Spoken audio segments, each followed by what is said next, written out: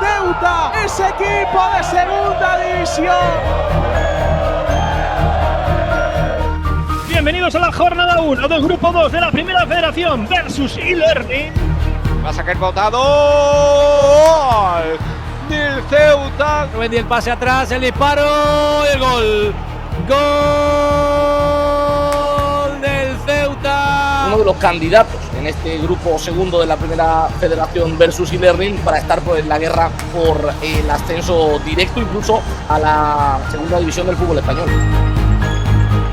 A punto estuvo la campaña de saborear el fútbol profesional.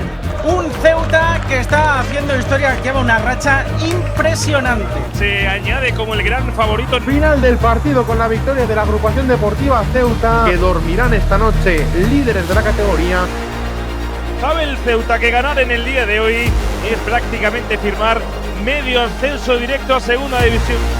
Llega Kuki, Gazzaniga, el rechace, gol.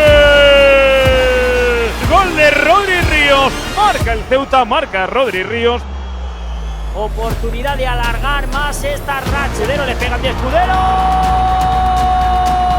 Gol, gol, gol, gol, gol, gol, gol, gol, gol, gol, gol, gol, gol, gol de la agrupación deportiva Ceuta. Puede ser un encuentro que a lo largo de las semanas puede marcar la diferencia en la lucha por el campeonato. En un día que puede ser histórico para el conjunto ceutí, puede volver a la segunda división 44 años después. En el Ceuta, el córner, el remate, gol, gol, gol, gol, gol, gol, gol, gol, gol, gol, gol, gol, gol. Enloquece Ceuta, enloquece Ceuta, el Ceuta es equipo de segunda división.